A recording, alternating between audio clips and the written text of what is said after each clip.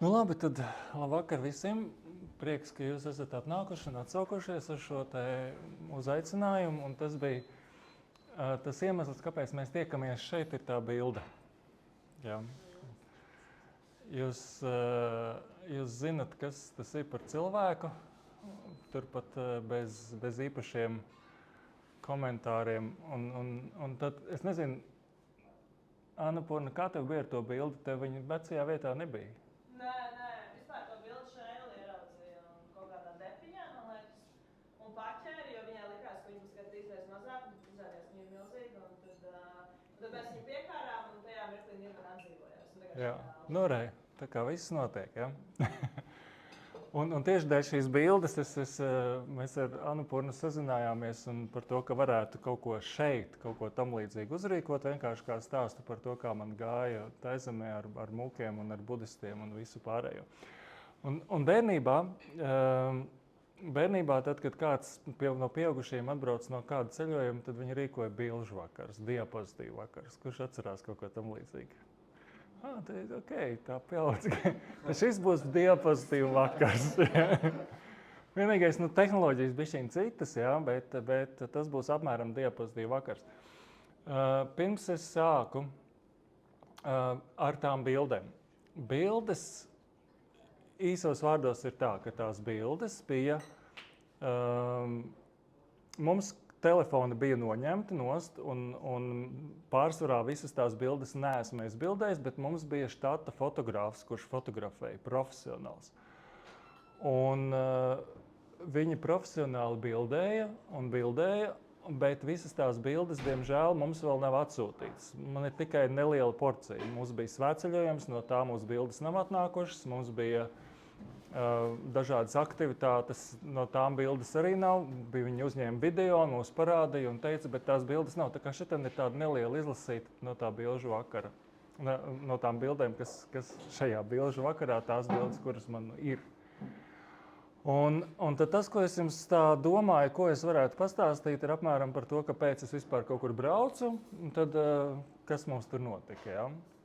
Un tie mani iemesli braukt, kāpēc es braucu, bija vairāki. Pirmais, man tā mūka ideja par būšanu mūkam bija jau sen. Es gribēju pamēģināt.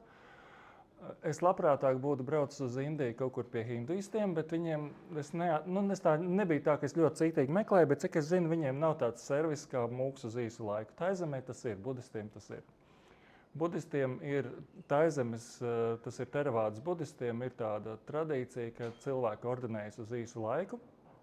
Un tas īsais laiks var būt tur nedēļa, 10 dienas, tur kaut kādas varbūt mēnesis, 3 mēneši, gads.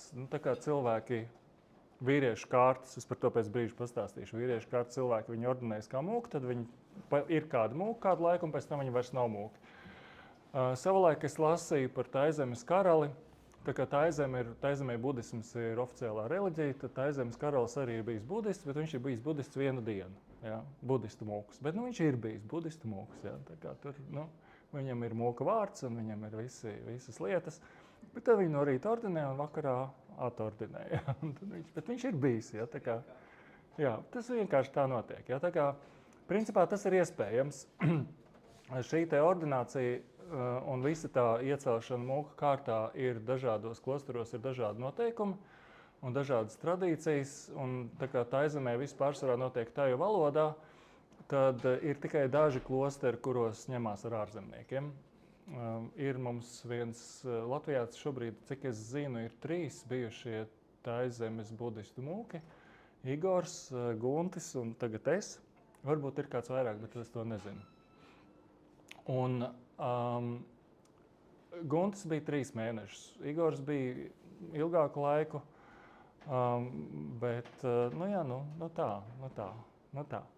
Tad tas iemesls, viens iemesls es gribēju vienkārši to pamēģināt. Otrs iemesls es gribēju pabūt siltās zemēs, jā, šajā mūsu dragnajā rudenī. Un Un trešais iemesls bija, es cerēju, ka tas būs kaut kas līdzīgs meditācijas retrītam, ka es veselu mēnesi varēšu, līdz šim garākais meditācijas retrīts ir bijis tā. Tāds tīrs meditācijas retrīts bija 10 dienas pie Goenkas, tad bija 21 dienas jogas retrīts Indijā, bet tas nebija tāds meditācijas retrīts. Un es cerēju, ka šitais būs mēnesi meditācijas retrīts, tāda nopietna dziļa praksa, kurā varēs tā kārtīgi dziļi ieiet iekšā. Tas tā nenotika, jo šis projekts, tā kā es nosaucu to prezentāciju Mūka dzīve, tad arī angliski viņš saucās Monk Life.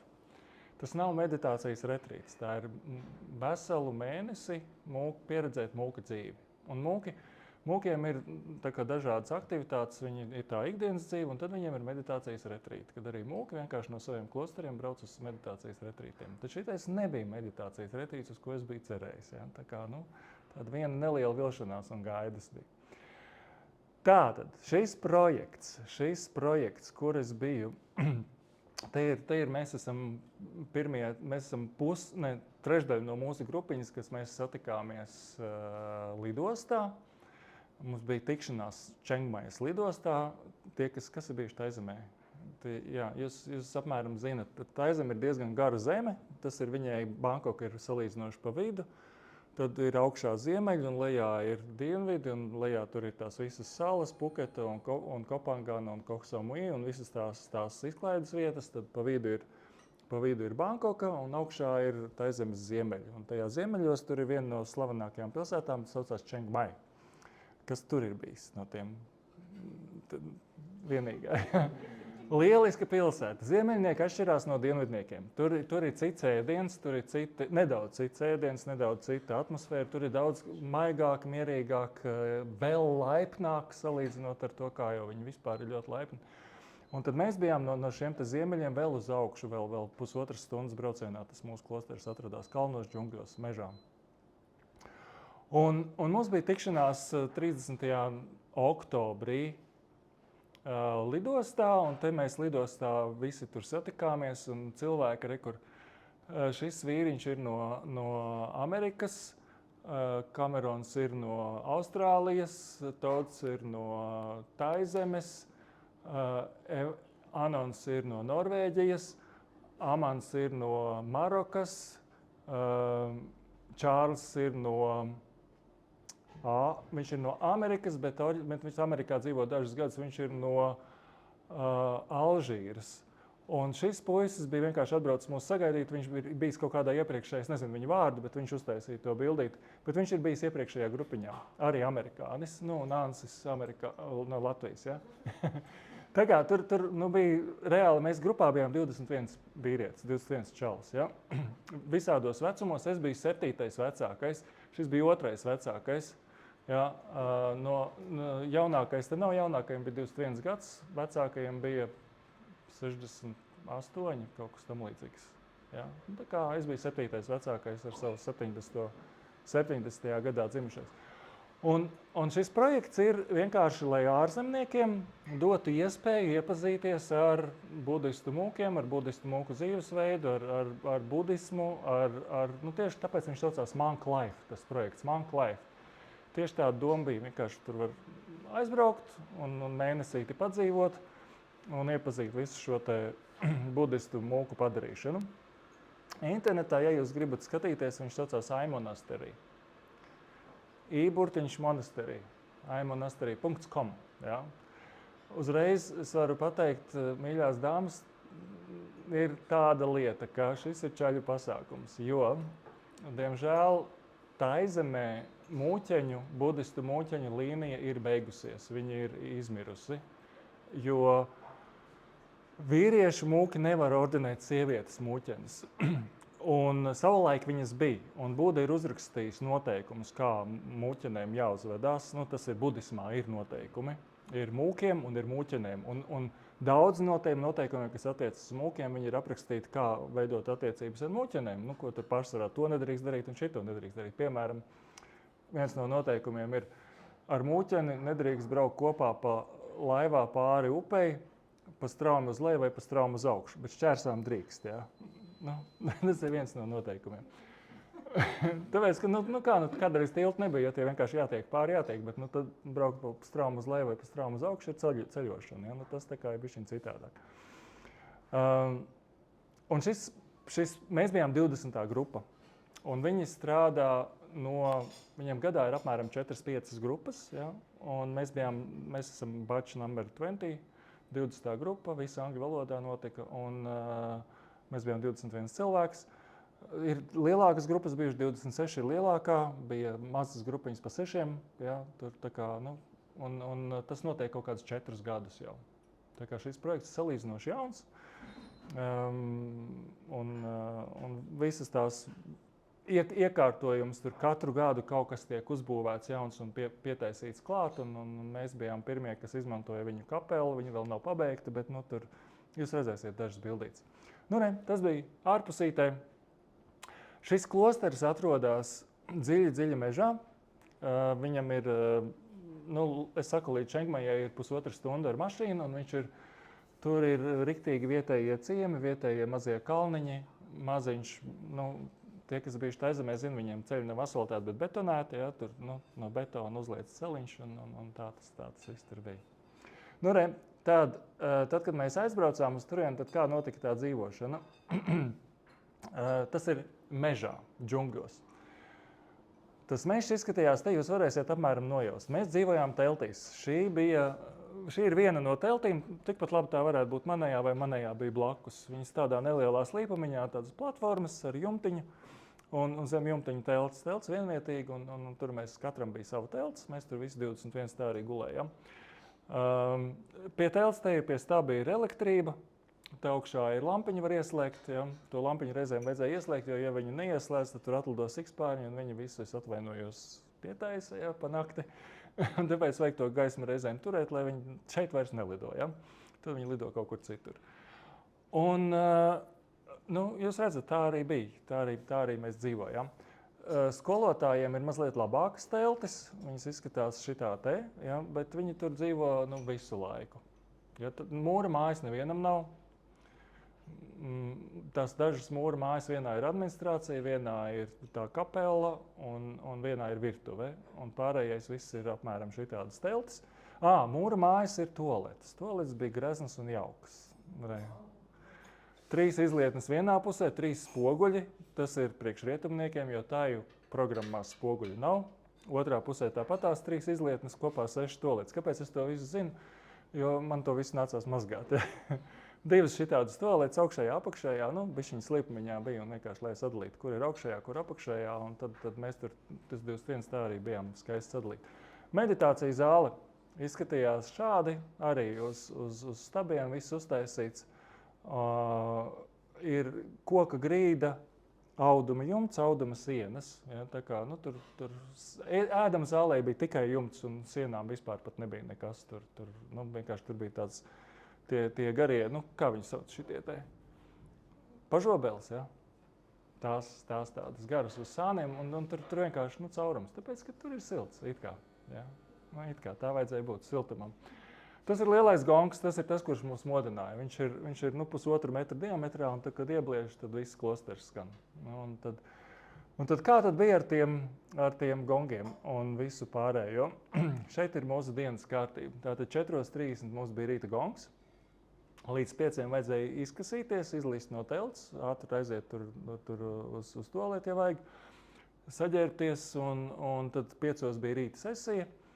Rīta sesija, mums bija 4 sesijas, rīta, dienas, pēcpusdienas un vakar sesijas. Es viņus tā nosaucu, viņām nebija nosaukums, vienkārši tā mēs tikāmies un nācām. Un šeit jau sākās mūka dzīve. Tā arī mēs visu mēnesi pēc šitādas dienas kārtības dzīvojām. 4:30 cēlāmies. 8:30 devāmies pie miera, 5 tātad rīta sesija, 6:30 viņa beidzās, tātad 1,5 stunda. Kas bija rīta sesijā? Rīta un vakar sesija sākās ar čantingu, ar dziedāšanu. Mēs kārtīgi, tur bija dziesmu grāmata, bija uz ekrāna, bija karaokes variants, ja, tur ar visiem slīdošo rindiņu, tad mēs dziedājām palī valodā. Visas dziesmas, kā budistu mūki to dzied. Un pēc tam bija meditācija. Tā kā tur sanāk 1,5 stundiņa apmēram. Tātad kādas pusstundu mēs dziedājām un stundu apmēram bija meditācija. Pēc tam bija darba cēliens, ja, tas ir uzkopšana. Mēs ko darījām? Grābām lapas, laucījām ielas, mazgājām toaletes, meditācijas zāli, vingrošanas zāli, ēdam zāli. Un viens no katras toaletes bija pie drēbju locīšanas, jo tur bija veļas mašīnas, veļas žāvējamās mašīnas. Un, ja kaut kas bija netīrs, tad mēs vienkārši savus oranžās drēbītes, viss bija marķēts, tā kā armijā. Mēs vienkārši bija mūsu vārdiņš rakstīts, ja mēs iemetām netīro drēbi kastē, un tad bija viens čalis no mums, kam dežūra bija sekojoši, ka viņam vajadzēja visu salikt vešmašīnā, pēc tam visu no vešmašīnas salikt žāvējumā, pēc tam visu no žāvējumā izcelt laukā, salocīt un salikt cilvēkiem plauktiņos. Mums bija katram savs plauktiņš. Ja? Tā kā tas servis tur bija tāds ļoti, ļoti skaisti. Reālā tā pieredze bija tāda, ka, jā, kā man gāja ar siltajām zemēm. Ja? Pirmās 10 dienas lija visu laiku, no rīta līdz vakaram visu nakti. Ar īsiem pārtraukumiem, tā uz pusstundiņu pārtraukums. Un visi vietējie teica, ka tādas lietas nekad nav redzētas, un tam lietum jau sen vajadzēja beigties. Pēc tam vēl kaut kādas 5 dienas bija brīžiem lietains. Pēc tam tad beidzās lietus, bet sākās augstums. Un tad vietējie teica, ka šī tik augsts nekad nav bijis. Jo tas augstums bija tāds. Ko nozīmē augstums? Augstums bija tā, ka pa dienu bija normāli 25-30 grādi saulītē. Bet pa nakti bija pirmajā naktī, tad, kad beidz lietus, tad pirmajā naktī bija 12, un pēc tam katru nakti bija -1, -1. Ja? Pēdējā rītā bija 8 grādi. Un mēs bijām tādās plānās drēbītēs ar basām kājām un čībām. Vienīgais, kas atšķirās no mums, ja, no rīta, kad mēs cēlāmies, mums meditācijas zālē bija termometrs. Ja, tur pulkstenis un pulkstenī bija termometrs. Tur varēja redzēt, 8 grādi bija. Un tur bet mēs visi bija segas mums izdalīja, un mēs varējām ietīties, un tā kā bija, visi izdzīvoja. Dažas augstajās reizēm, bet tas bija ok. Jā, tā tad rīta sesija, vakara sesija, tur bija dziedājumi, pēc tam meditācija. Dhamma-talks, tas ir tā kā, budistiem ir sprediķis, kur vienkārši kāds vecākais mūks pastāst kaut ko no budismu, vai nu kaut kādu tekstu, vai nu kaut kādus konceptus, vai kaut kādas idejas, vai vēl kaut ko, vai kaut kādu instrukciju par meditāciju, vai kaut kas, kas mūkiem būtu jāzina. Šitā mums gāja. Pēdējā ēdienreize, jūs redzat, ir 11:30. Ja? Tā ir pēdējā dienas ēdienreize. Tā kā tas rīta cēliens tās diezgan saspiests, ja? un tad, šobrīd tas, ka šis notiek vēlu vakarā vietā, kur notiek ēšana, tas ir tā kā, galīgi ne pēc budismu principiem. Ja? Bet tas nekas, viss ir kārtībā. Tā, par šito te jautājumu kaut kādi. Tu minēji, ka jūs lasījāt tās lūkšanas. Kā jūs viņus lasījāt? Es arī skatos tās dziesmas, kā tu izrunā viņas. Bija tā, mums bija lielais ekrāns. Visās vietās, visās telpās, kur mēs bijām, bija lielie televizori. Viņš izskatījās apmēram šitā. Te milzīgais lielais televizors. Uz tā televizora tur uzlika rīta dziedājumu, vakar dziedājumu, un viņi bija tajā karaokas versijā, kad tur kaut kāda bija vienkārši skaisti klosteru un tempļu skati, un apakšā bija vārdi. Un pie reizes dziedāja. Un budistu dziedājumiem viņiem pārsvarā ir 3 notis, tā kā viena un bišķiņu uz augšu un viena bišķiņu uz leju. Bet tie vārdi tā kā angļu valodā? Nē, vārdi palī. Kā, jā, izrunā. Palī valodā. Izruna neatšķirās no kā mēs būtu redzam, vai... Tas ir ļoti interesanti. Austrāļi un amerikāņi šo te palī izrunā citādāk nekā latvieši. Ja? Tas katrs izrunā citādāk. Bet palī valoda ir tā, ka palī valoda jau ir beigusi eksistēt. Viņa eksistē tikai kā rituālā valoda budisma ietvaros, jo viņa vairs nav dzīva valoda. Ja? Sanskrits vēl ir dzīva valoda, bet palī valoda vairs nav dzīva. Nav cilvēki, kas būtu piedzimuši palī valodā. Ja? Tā kā viņi ir tikai palikusi kā rituālā valoda. Un tāpēc tās izrunas ir kaut kādas tradicionālās izrunas, bet es pieļauju, ka dažādi mūklieri viņi atsaucās. Jo palī valoda ir tā valoda, kurā runāja Buda. Ja? Tāpēc, un ir teksti, kas ir palī valodā pierakstīti, un viņi tā kā skaitās kanoniskie, bet viņiem ir vairākas versijas. Ja? Nu, tā kā tur. Nu tā, labi, vēl kaut kādi jautājumi par dienas kārtību? Okay.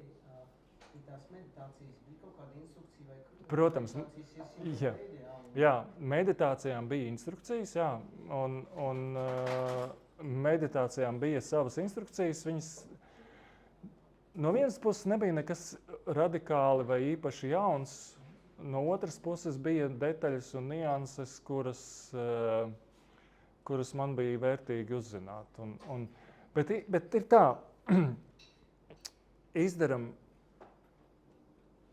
Tad, kad es gatavoju šito pasākumu un domāju par to, ko stāstīt, es domāju, ka es vairāk koncentrēšos tieši uz to mūka dzīves pieredzi un mazāk uz divām lietām. Mazāk uz meditāciju un mazāk uz budisma idejām. Bet mēs ir dažas lietas, kuras gribētu vēl pastāstīt. Un tad, pēc tam, ja būs lusta un interesi, mēs varam parunāt par meditāciju veidiem. Nekas baigi radikāli jauns nebija, bet viņi iedeva visas instrukcijas. Varēja uzdot 1000 jautājumus, cilvēki arī uzdeva, varēja individuāli pārunāties. Bija feedback sesijas, kur prasīja, kā jums iet meditācijā, un tad mēs varējām teikt, stāstīt, kā mums iet, un tad viņi arī tur deva atgriezniskās saites. Un tā kā bija gan instrukcijas, gan arī atgriezniskā saite, tur bija tā, jā, ļoti nopietni. Daži no šiem te mūsu 21 bija cilvēki, kas meditēja pirmo reizi mūžā. Bija cilvēki, kam bija ļoti liela meditācijas pieredze, ja vairākus 10 gadu, ir ļoti dažādi bija. Vēl jautājums? Tehnisks jautājums. Kā cīnījās ar to, ka cilvēki no rīta gulēja? Ja kāds nebija no rīta ieradies mūsu programmā bija tā. Mums bija kā baltajiem, burtiski baltajiem, ja? Salīdzinot ar tajiem. Mums bija daudz draudzīgāka situācija. Mums vienkārši paskatījās, vai viss ir, un ja kāds nebija, tad tas dežūrējošais mūks skrēja viņu modināt. Ja? Taju programmā ir tā, ka visiem tajiem vajag nostāties ierindā. Un tad paskatās, vai kurš ir ieradies un kurš nav ieradies un kāpēc nav ieradies. Ja? Tad mums nevajadzēja ierindā stāties, bet mums vajadzēja apsēsties. Ja? Saka, apsēžamies, head count tagad. Tā, 4, kas šitā nav medicīnas, labi, kas te nav, tur jinka nav, ok, labi. Kāds zina par viņiem, nezinu, labi, es eju skatīties, ja? Un visi pārējie sākam. Nu tā. Tā kā tādā veidā, tas ļoti... Nē, nu ok, tas viens nebija atnācis, bet tur uz vietas sāk slēgties ārā. Neko, ja kāds meditācijas laikā guļ, tad guļ. Tur mums nebija dzenbudistu variants, ka kāds ar nūju steigā un modina. Tas bija šeit, Teravādas budismā tas nav. Nu, un tad mēs lielāko dienas daļu pavadījām meditācijas zālē. Ja, kur šeit es sēžu. Tas, kas ir budisma viena no mūku dzīves aspektiem, ir tas, ka nepārtraukti tiek ievērots vecākuma princips. Un vecākums ir pēc 2 parametriem. Pirmais ir jautājums, kad tu esi ordinējies. Teiksim, ja man ir 50 gadi un otram ir 30 gadi, bet es esmu ordinējies pirms nedēļas un viņš ir ordinējies pēc 10, tad viņš ir vecāks par mani, kā mūks. Bet ja mēs esam ordinējušies vienā dienā, tad vecākums ir pēc mūsu dzimšanas gada. Un tā, šitien te mēs sēdējām pēc mūsu vecākuma secības pa 4, un šitā bija mana vietiņa. Un tā arī visu laiku viss notika vecākuma secībā. Kaut kur, tur, kur iet, mēs gājām vecākuma secībā, pie ēdieniem gāja vecākais cilvēks pa priekšu. Un pēc tam, un jaunākie pēc tam, sāk pie galda ēst vecākais, un tikai pārējie pēc tam drīkst sākt. Nu, tur daudz visādi šitādi noteikumi. Un ja ir skolotājs sēž, tad skolotājs drīkst sākt, un tikai pēc tam, kad skolotājs ir sācis ēst, visi pārējie drīkst sākt ēst. Tā kā daudz tādu noteikumu. Nu, un te mums bija visādas gatavošanās, un 5 dienas vai 6 apmēram dienas mēs veltījām tam, lai sagatavotos ordinācijai. Mēs mācījāmies tos visus dziedājumu tekstus, mēs mācījāmies noteikumus, mums viņus skaidroja, un mēs pavadījām laiku baltās drēbītēs. Mums bija jāievēro 5-8 noteikumi. Un tagad es pastāstīšu par tiem noteikumiem. Kurš ir zinājis? Es iztulkoju šo vārdu noteikumi, angliski mēs lietojam vārdu precepts. Es nezinu, vai tas ir priekšnosacījums. Tas precepts. Es nezinu, vai Baušļi tā kā. nu, baušļus es negribēju likt. Jā. Tas būtu tā kā baušļi, bet tas ir precepts. Ja? Mēs lietojam vārdu precepts. Ja? Tad mūks ir man of precept. Ja? Tas ir cilvēks, kurš ievēro noteikumus.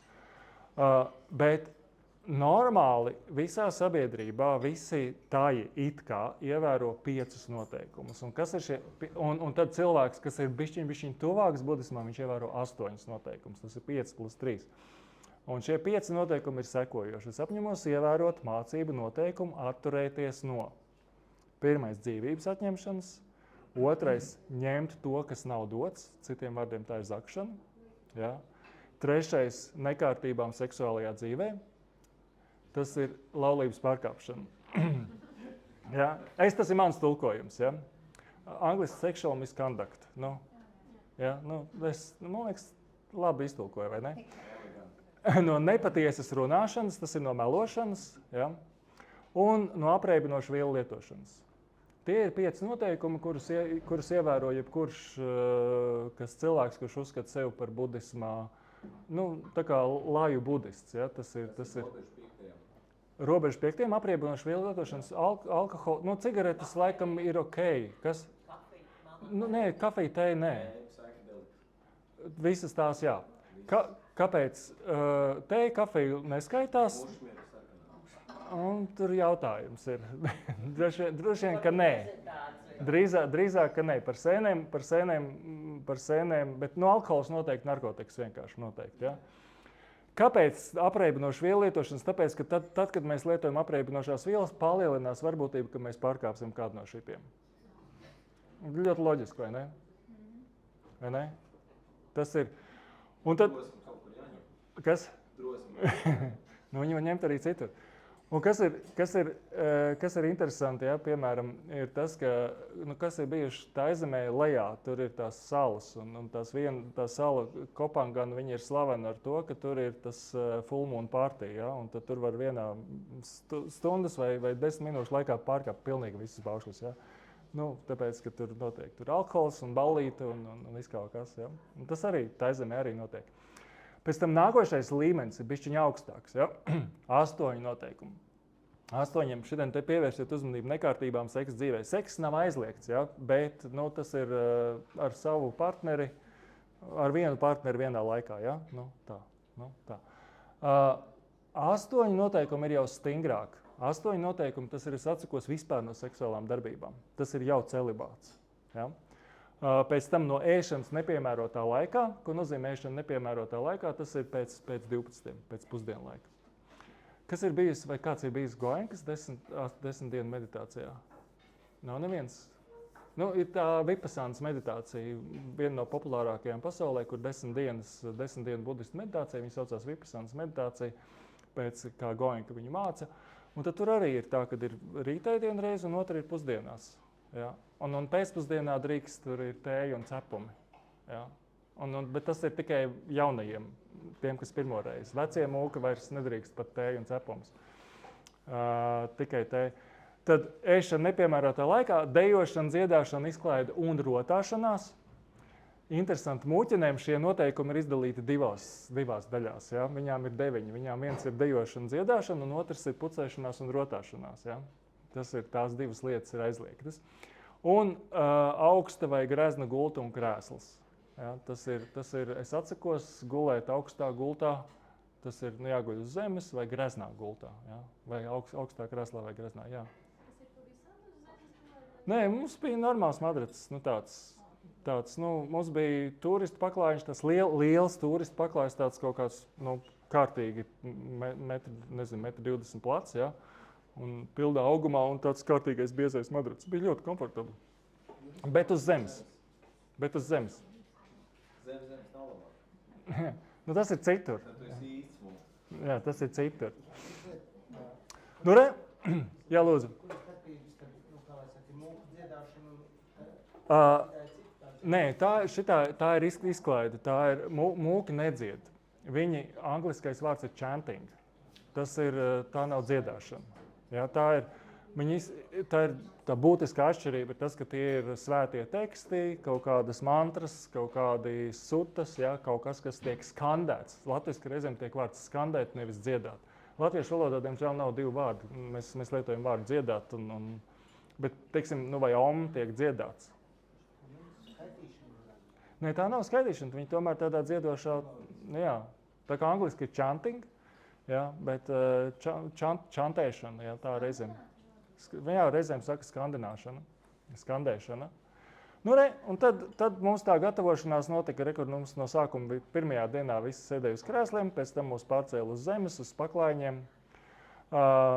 Un tā arī mēs tur mums izdalīja apģērbu, baltas bikses, balti krekliņi.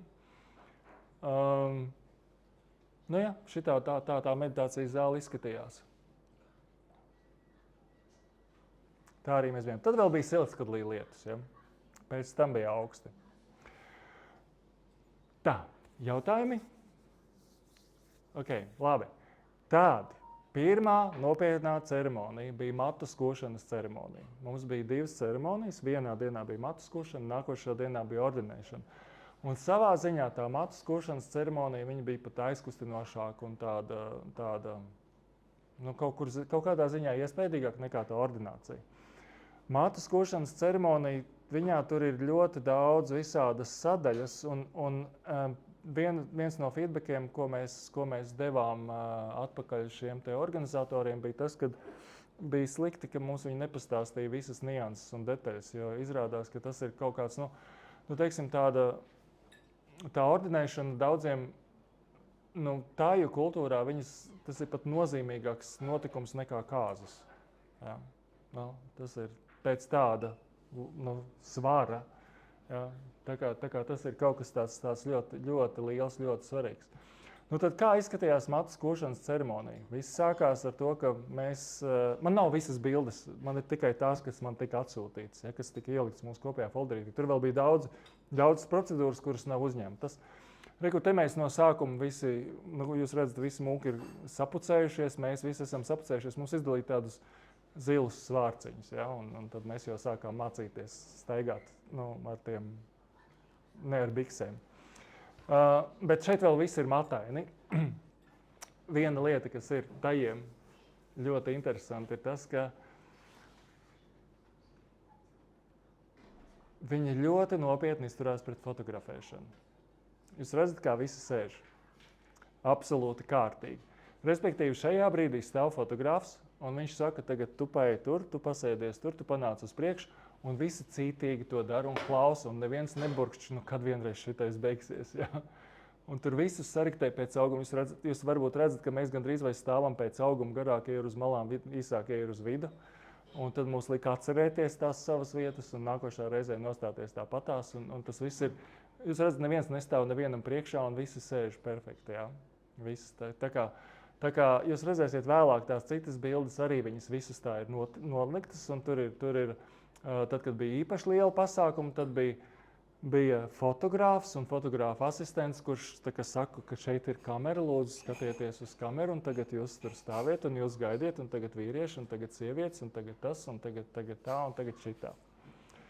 Un arī šī te procedūra, tā matu skošanas ceremonija, viņa notika tajā pusbūvētajā kapelā. Tie logi augšā, viņi vēl nav ielikti. Tās ir izdrukātas, tur būs kādreiz vitrāžas, bet šobrīd tur ir vienkārši tādas lielie, viņi ir pusbūvēti. Uz grīdas ir kaut kāds dermantīns uzklāts, jo grīdas vēl nav. Ja, tur viņi ir pusbūvēti. Bet tā bija pirmā procedūra, vienkārši tāpēc, ka visur citur līja lietas, tad mēs tur tikām iekšā. Un tā matu skošanas ceremonija ir tāda, ka mūs saģērba, un tad mūs tur veda, un tad tur bija visādi dziedājumi un lūkšanas un viss kaut kas. Un tad te mēs nākam, šis pat nebija pirmais, te jau daļa matu ir cilvēkiem, bet rekur te sēž vietējie iedzīvotāji un ģimenes locekļi un draugi, un viņi ir sabraukuši ar šo milzīgo pasākumu, kad viens cilvēks ir, tagad viņš kļūst par mūku un viņš skos matus.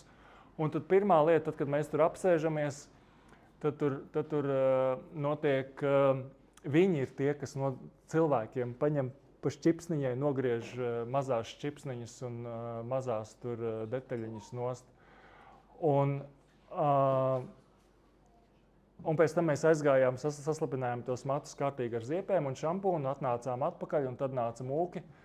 Un mūki tad lika skuvekli klāt un skuva mums matus nost.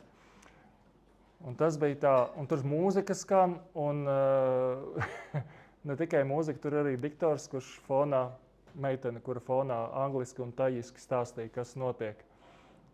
Un tā skušana bija tāda, tāds diezgan dramatisks pasākums, diezgan jaudīgs. Jūs redzat, vai ne? Visiem vīriem nopietnas sejas, un daži apraudājās, bet man tās bildes nav. Un kas ir interesanti, šajā bildē var redzēt, ja, mūkiem skuja arī uzacis. Jūs varat redzēt, vēl nav ataugušas. Ja?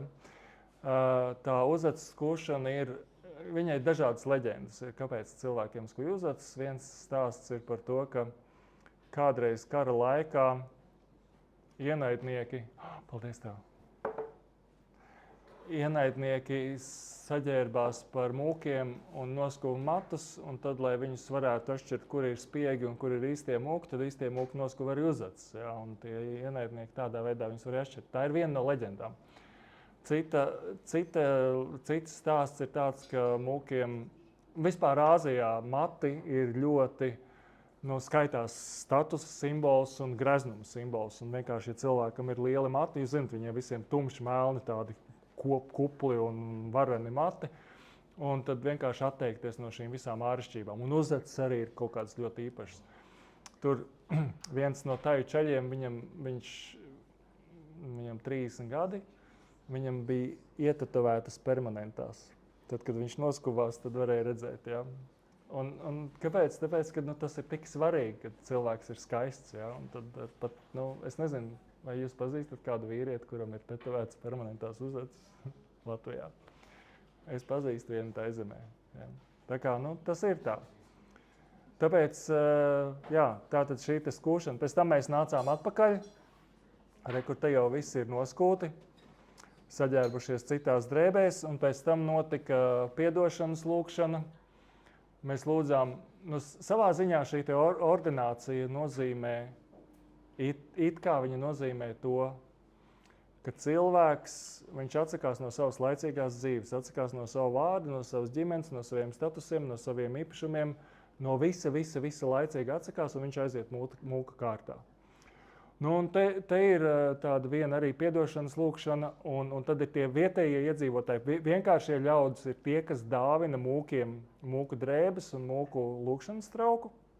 Tas tiek uzdāvināts. Un jā, šīs te drēbes, skaisti iepakotas celofāniņā, tāds komplektiņš un arī lūkšana trauks. Un tas ir tāds milzīgs, tāds liels un skaists rituāls. Un tā piedošanas lūkšana ir tur man patīk, budisti reizēm viņi spēj nosegt visu spektru.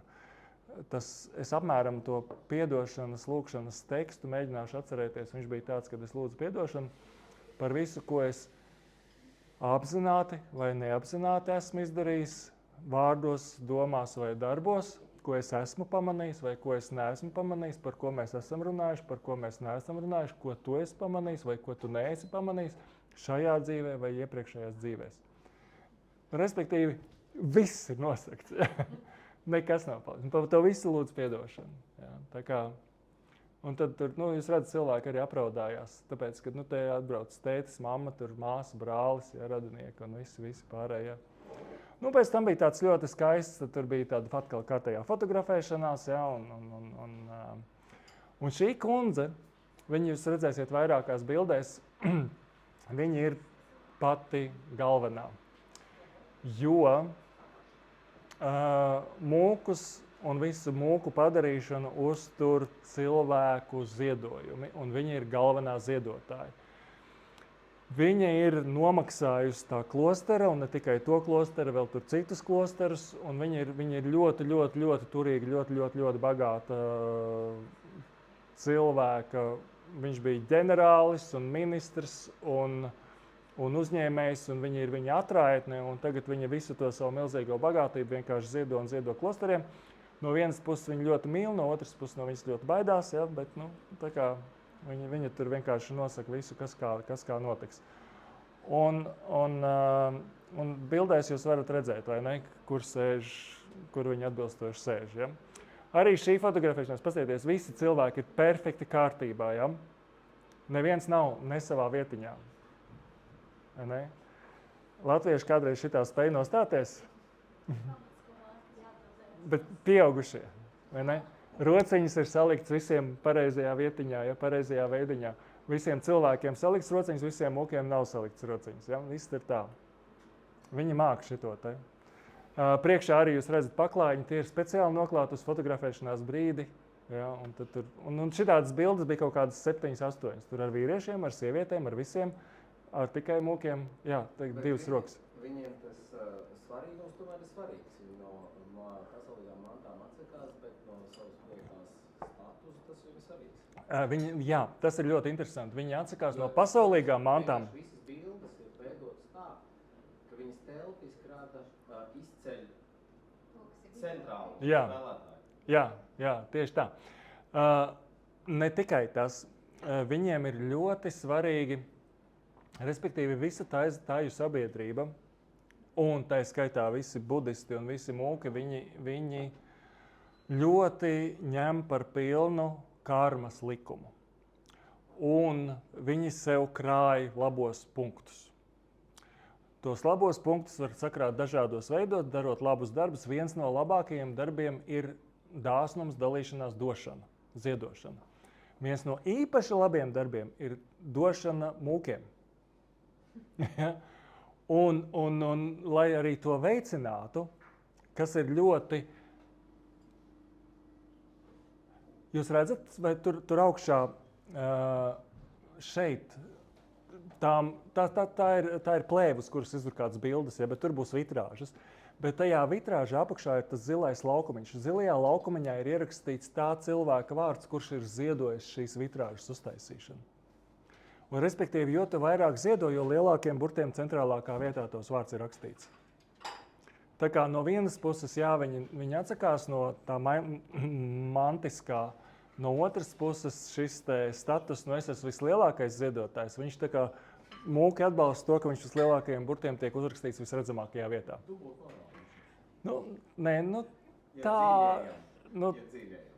No otras puses, bez cilvēka atbalsta budisms iznīktu. Vai ne? Bez dualismu. Jā. Tā, tagad tev bija roka. Jā. Bet tev bija viegli ievērot visus šos te rociņus šādi, nosēsties tur. Jā, es smaidīju, smējos, un es liku rociņus un smaidīju kamerā un priecājos par to, cik tas viss.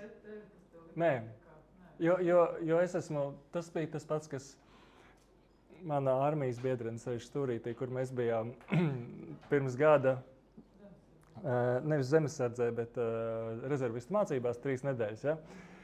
Ļoti daudz kas līdzīgs. Ja? Noteikti pilnīgi nesaprotama lieta, vienkārši tev saka darīt, un tu dari, un tu neuzdod jautājumus. Un tas ir tajās ir tāds vieglums.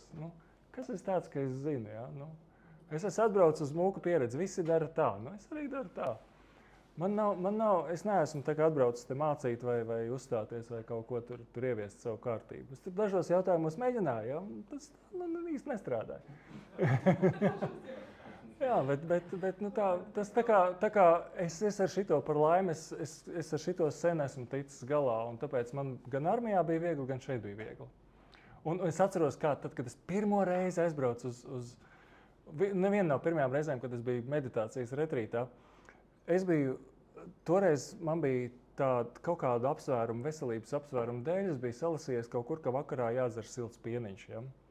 Un tad es pakluso lavījos virtuvē un sildīju sev pienu, ja? Un tad tur mani mēģināja izķert, un es tur mēģināju slēpties. Un visādi, bet priekš kam?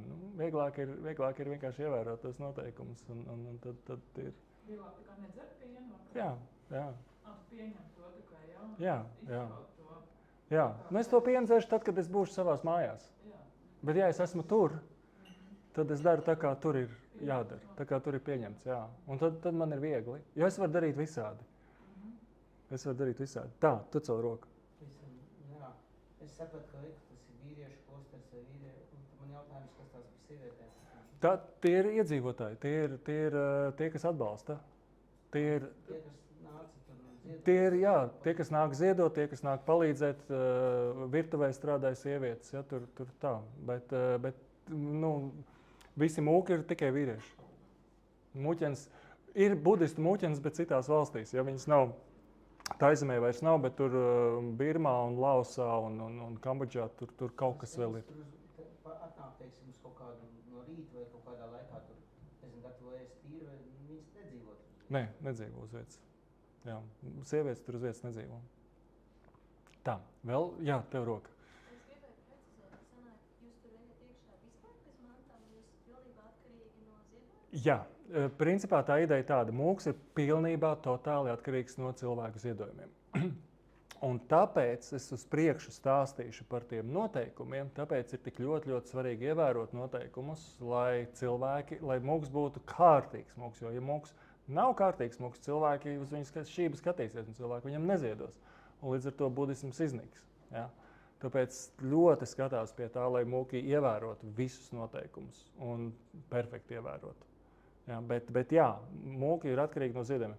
Tā kā mēs tur aizbraucām, mums faktiski, man bija kaut kāds dreibīts līdz, man viņas bija daudz par daudz, jo es visu vienkārši somu atdevu glabāšanā un telefonu seifā un viss. Un telefonu varēja dabūt, ja ļoti vajadzēja, tad saka, jums ļoti vajag, jūs paņemiet uz īsu brīdi, ja to telefonu. Tur nebija tā, bet es, paņem, izdara, kas vajadzīgs un atdod. Ja? Bet nevis tā, ka tur atkal tur bakstīties un kaut ko skatīties. Bet principā mēs visu atdevām, kas mums palika savējais, bija mazgāšanas līdzekļi. Man bija visiem tad atļāva siltais krekliņš, siltās guļambikses, pidžama. Ja? Bet principā mūka guļ šajā oranžajā, tā ir pārējā. Tā kā tā būtu tā. Tā, vēl kādam bija kāda roka? Jā, lūdzu.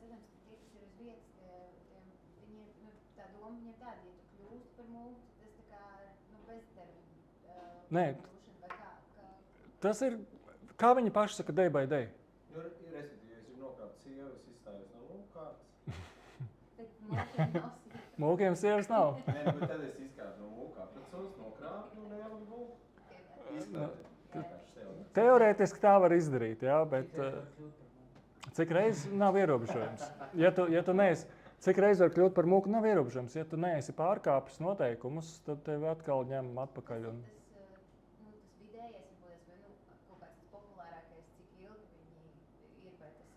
Es nezinu, vai ir tādi dati. Ir ļoti dažādi arī šiem cilvēkiem, tiem visiem mūsu skolotājiem, un kas tur bija.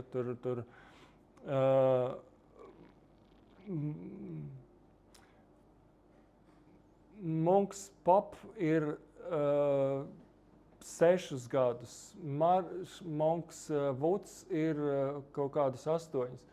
Mūsu Praģans ir 20 gadus.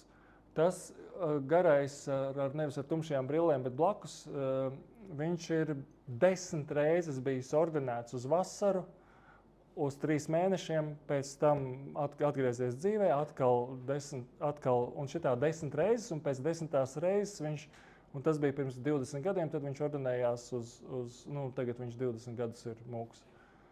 Tā kā tas ir ļoti dažādi. Es nezinu, vai ir tāda statistika, droši vien ir, bet tas ir ļoti dažādi. Ko nozīmē no pārkāpes noteikums? Teorētiski viņš jau, kamēr nav mūks... Jā, kamēr ir mūks, ja viņš nav pārkāpes. Kamēr nav mūks, tur ir citi noteikumi. Jā. Kā ir ar tiem iemesliem, kāpēc tā ir kaut kāda mūkšana no realitātes, vai tie garīgie meklējumi proporcionāli? Es nezinu. Kas vienkārši nav... Tur ir... Nevar izturēt šogad jāaiziet uz 3 mēnešiem. Es domāju, ka tur ir ļoti, ļoti daudz dažādu iemeslu. Ne visi cilvēki iet par mūkiem dēļ kaut kādiem garīgiem meklējumiem. Piemēram, tad, kad es mazliet lasīju par šo visu padarīšanu, bija, piemēram, tāds viens ļoti skaļš notikums bija tāds, kad bija kaut kāda ugunsdzēsēja, un tie ugunsdzēsēji tur kaut ko dzēs un kaut ko nenodzēs kārtīgi, un tad tur kaut kāda cilvēka aizgāja bojā, un tad tur vainoja tos ugunsdzēsējus, ka viņi nav pietiekoši kvalitatīvi izdarījuši savu darbu, un tad tie ugunsdzēsēji aizgāja par mūkiem. Un Un tā kā no vienas puses var skatīties, jā, viņi aiziet attīrīties un nožēlot grēkus un tam līdzīgi. Paldies liels, bet man jau viena ir. Jā, es zinu, šis tev pasnākt izdarīt. Paldies. Es vēl pirmā nespēju izdarīt. Jā, no otras puses, tur viņiem pārmet, ka viņi izvairās no atbildības. Ja? Sazina, kāda tā motivācija. Sazina, cik mēs paši esam apzināti, lai mēs varam to savu motivāciju skaidri pateikt, kāda viņi ir. Un var gadīties, ka cilvēks apzinās vienu motivāciju un deklarē vienu motivāciju un aiziet, un tur izrādās pavisam kaut kas cits ir. Ja? Un pie tam, jā, Taizemē nav konkrēts mūka reģistrs. Tur viņiem mēs prasījām, vai viņi zina, vai ir tāds vienots mūku reģistrs pa visu Taizemi, kas tur, kur tur, ko tur. Viņiem ir kaut kāda mūku uzskaite, bet tā uzskaite ir bezmaz vai uz burtnīcas, tur katrā klosterītī savu burtnīcu, ja, bet nav tāds vienots mūku reģistrs. Bet tajā brīdī, kad es biju, viņš vienā reizē tieši izvilka laukā, teica, es jums varu pateikt, cik ir mūku, un tad viņš nosauc, tur bija ar precizitāti līdz vienam ciparam, bet bija 4 miljonus šobrīd Taizemē. Tas 250,000. Es neatceros to precīzo, bet šobrīd aktīvi mūku statusā. Jā. Tā kā klosteri tur ir arī vairāki 10,000, bet ir daudzi klosterīši, kas ir maziņi, kur ir viens mūks vai viens mūks un māceklis. Ir daudzi klosteri, kas ir lieli, un ir klosteri, kas ir pilsētās, ir klosteri, kas ir mežā, ir laukos. Ir mūki, kas ir meža mūki, kas dzīvo vienītī mežā. Ir tur ļoti dažādi. Jā, ļoti dažādi. Tā, es gandrīz vai stundu jau esmu. Tagad ordinācija. Tas bija nākošajā dienā notikums. Arī pilns ar rituāliem. Mēs ar baltām lilijām, baltām ūdensrozēm gājām 3 reizes apkārt kapellai, un tad bija atkal piedošanas lūkšana, un svētības lūkšana, un dziedāšana, un ziedošana, un svecīšu dedzināšana, un visādas ņemšanās un visādi pasākumi. Un tad atkal mēs gājām iekšā, tur atkal sēž vietējie iedzīvotāji, jo šis joprojām ir tas milzīgais pasākums, un kur te mums ir katram savs drēbītes. Un tad mēs nākam, un tad tur atkal ir daudz dziedājumi un daudz viskaut kas, un tad mūs ieceļ par mūkiem. Tas izpaudās tā, ka mēs atnācām ar tām drēbītēm, un tad man gadījās, tas ir galvenais vīriņš. Viņš saucās preceptor. Es nezinu, kā to latviski iztulkot. Bet, tā kā mēs runājam precepts, ja, precepts ir noteikums, ja, tad preceptor tas ir noteikumu turētājs. Ja, un viņš ir par lielu reģionu, viņu ir maz salīdzinoši, līdz ar to, ka no daudziem klosteriem brauc pie tiem preceptoriem, kas ir ļoti, nezinu, cik viņš 40 gadus mūks vai 50 gadus mūks, un tad viņš tad ir tas, kurš novada visu to procedūru, un tad viņam blakus sēž asistenti. Un mēs tur bijām pa 5, viņi arī sēdēja 5, un es biju rekur vidējais, un tad man gadījās pie tā galvenā vīriņa tikt. Ja? Tad viņš man uzkarināja šo te oranžo drēbi un iedeva visu pārējo. Un pēc tam, tieši tā kā armijā, vecākie mūki mums palīdzēja saģērbties, ja? Pareizi visu uzvilkt un sasiet un sakārtot un sariktēt. Un pēc tam tur notika faktiski divas procedūras, tehniskas detaļas. Viens ir mūs iecēla par novicēm, un pēc 2 stundas mūs iecēla par mūkiem. Bet es nevaru baigi tās detaļas paskaidrot. Ceru, ka es izsmēlu limitu, vai teikt. Respektīvi, matus un nodzen jūs atbrauciet. Un tad jūs to atkal darat, vai jums tā kā ņemot vērā, ka jūs tur 1 mēnesi jūs braucat prom, vai mūki, jo viņi tā kā visu laiku? Mūkiem ir, tur nav rituāli, bet reiz 2 nedēļās mūkiem ir jādzen mati.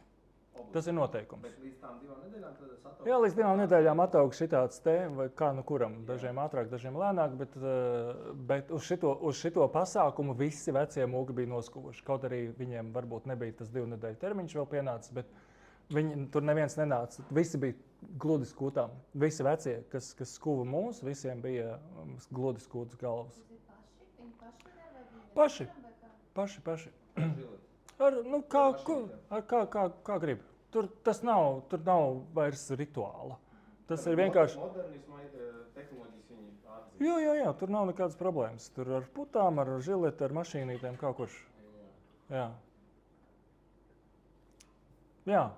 Nu, un tad pēc tam tad notika tā pati ordinācija, un tad mēs tur gājām trietā, tādā mazā rūmītē, un tur bija daudz, un tas bija viens no tādiem fantastiskākajiem notikumiem, ka tur ir, kā lai pasaka, mūki arī var specializēties. Un šeit bija tā saucamie chanting monks. Tas ir mūki, kas bija dziedošie mūki, kas zina visus tos garos sarežģītos palī tekstus, un tad viņi spēja dziedāt tur pareizos.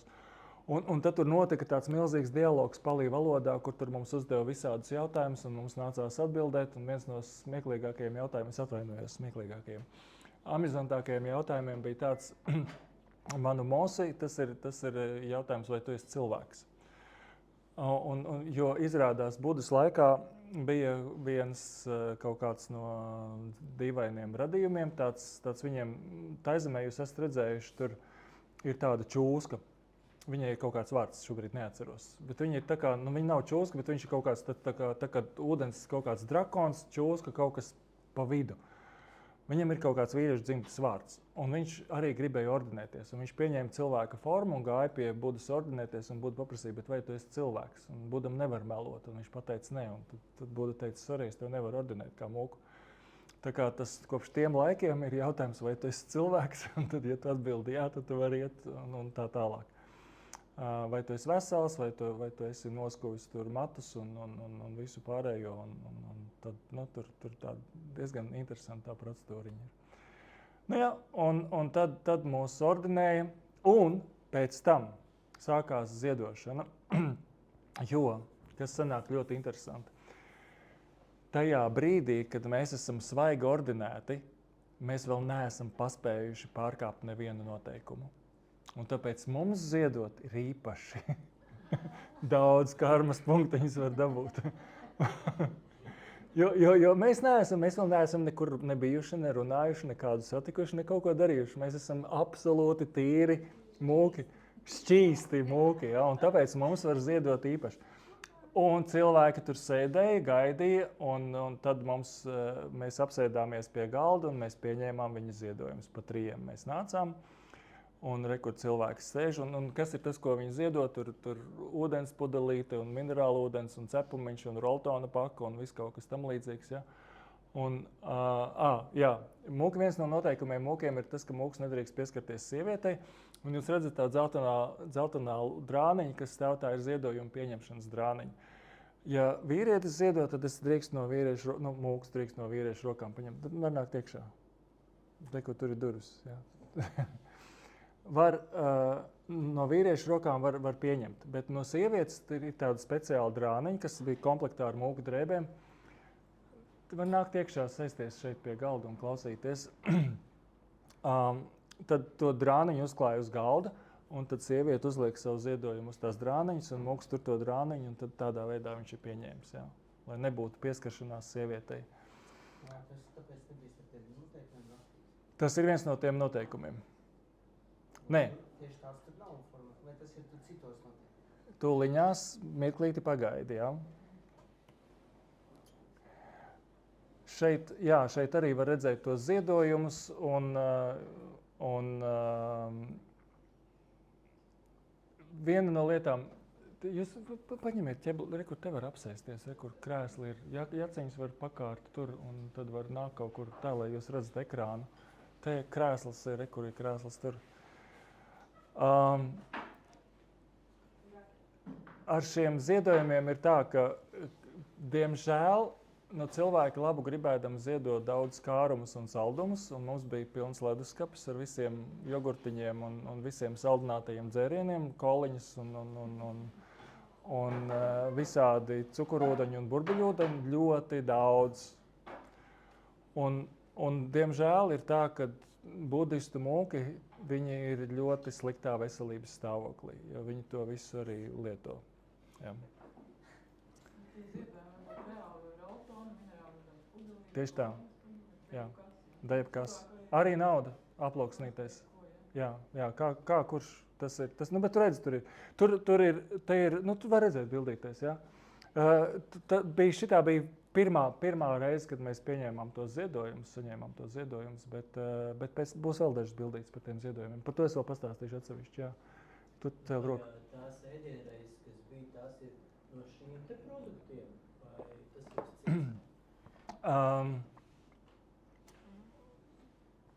Arī šis jautājums es pēc mirkļa atbildēšu, ja? Tā, par ordinēšanu. Ordinēšana beidzās. Mums atkal vajadzēja skaisti sastāties rindiņā un skaisti iet, un tad mēs gājām nepareizi, un tad mūsu fotogrāfs aizdzina atpakaļ, mums vajadzēja iet otrais. Nu, tā bija, vai ne? Un te rekur atkal ir kārtējā. Jūs redzat, nu, skatieties, cik viss perfekts sēž, vai ne? Nu, tā ir kultūra, ja? Fotogrāfs visus izkomandē un visus nosēdina.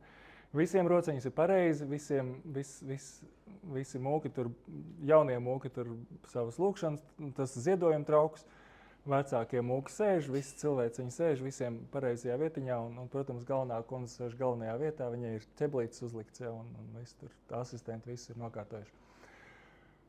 Par noteikumiem. Parasti tie cilvēki ievēro 5, tie, kas grib bišķiņ dziļāk ievēro 8, mūkiem ir 227 noteikumi.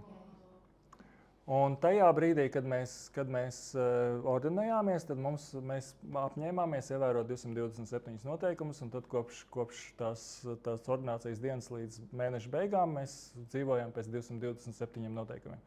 Tad, kad es beidzu būt mūks, tad mums atgādināja par 5 noteikumiem, tā kā mēs atgriezāmies un atkal bija jāievēro 5 noteikumi. Man nav saraksts ar 227 noteikumiem, bet te ir viņu grupas. 4 galvenie noteikumi, 13 vidēji smagie, 2 šaubīgie un tā tālāk. Ja? Nedaudz es pastāstīšu. Tātad 4 galvenie noteikumi. Tie ir to noteikumu grupas nosaukums. Ja? Parajātikas vai sangādāsis, es nezinu šitos vārdus. Ja? Bet kāds ir 4 tie galvenie noteikumi? Viens ir melošana, seks, zakšana un apreibināšanās. Tie ir 4 noteikumi, kad ja tos pārkāpj, nogalināšana, ja? Ja tos pārkāpj, tad mūku izslēdz un viņš vairs nevar būt atpakaļ mūks. Ja? Tas ir viņu izslēdz uz mūžu. Lai arī budismā viss ir pārējošs, bet šitā izslēgšana, ja šitos 4 galvenos noteikumus pārkāpj, tad izslēgšana ir uz visu mūžu.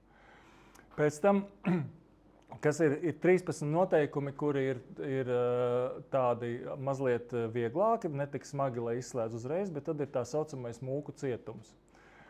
Un mūku cietums ir ļoti interesants pasākums. Tas ir, ja cilvēks ir pārkāpis kādu no šiem noteikumiem, tad